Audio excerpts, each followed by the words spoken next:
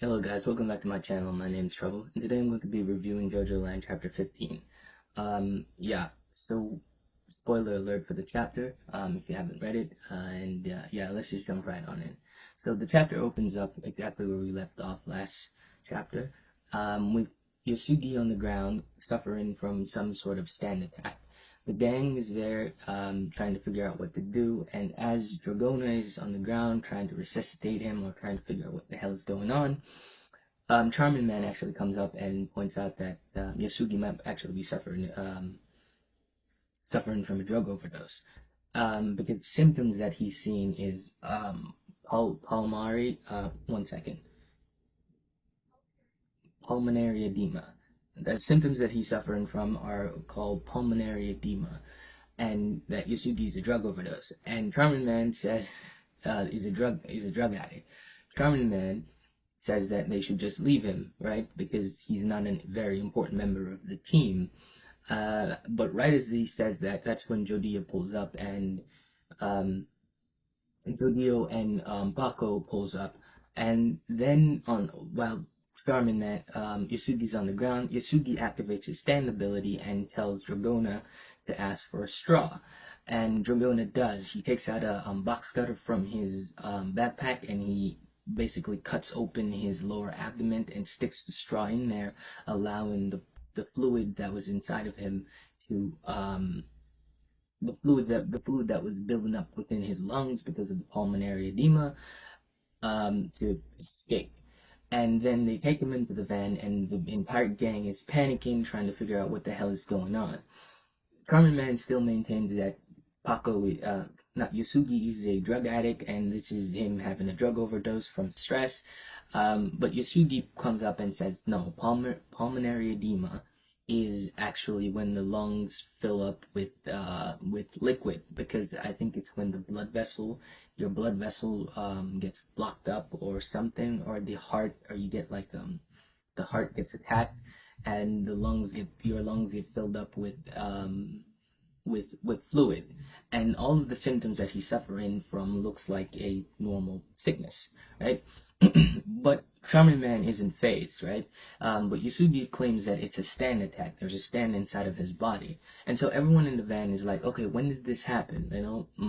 And so all of them go over. They go over when meeting the guards. They're like, no, the guards, it definitely wasn't the guards. They go over the lady at the receptionist from last chapter, and the one that helped them with the deed and stuff, and they all said like, no, that's not it. But right as they said that, right as they're saying that, that's when an ambulance actually uh, which gives them pause, because they're like, hey, Dragona, did you call an ambulance? They're like, no.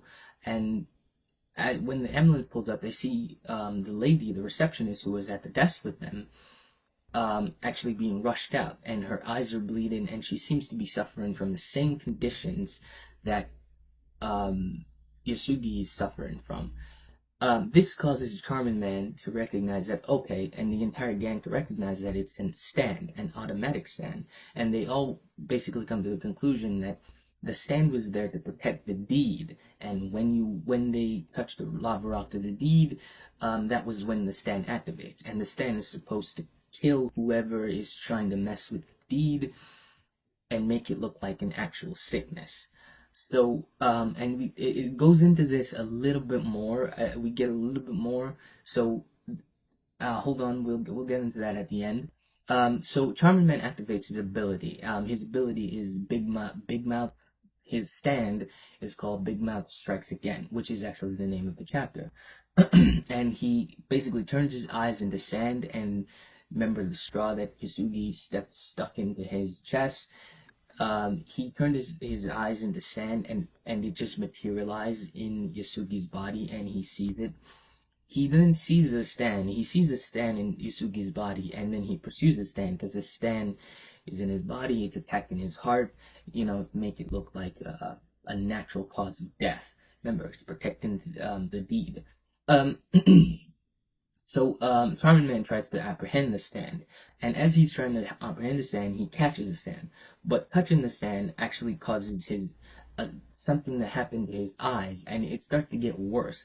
But Charming Man is committed to try and get the stand out of Yusugi's body. The more he touches the stand, the more sick he becomes.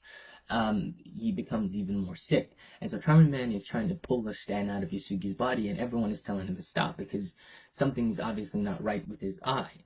And as they're doing this, Jodia stops and he looks around, and Dragona is passed out. Dragona's eyes are like are faded.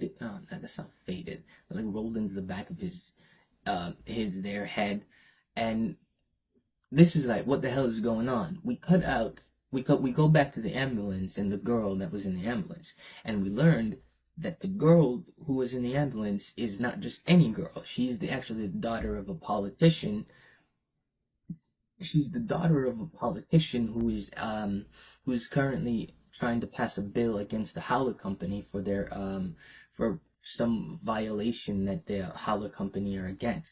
And it's likely that the stand that attacked them wasn't there to guard the deed, but it was actually an attack on the daughter, and likely Yasugi and Dragona got caught in the crossfires of an attack on that politician's daughter. So okay, so there's a lot going on here. As usual with the Rocky. So this Howler Company is not just any company, and they're up to something because you have a stand that's designed to kill people and make it look like natural cause of death. They even say that in the chapter is like, oh, she had heart problem, and they're saying, oh, she had heart problem, but she didn't look like she had heart problem. She's pretty young. For someone like her to have heart problem, that's pretty unnatural.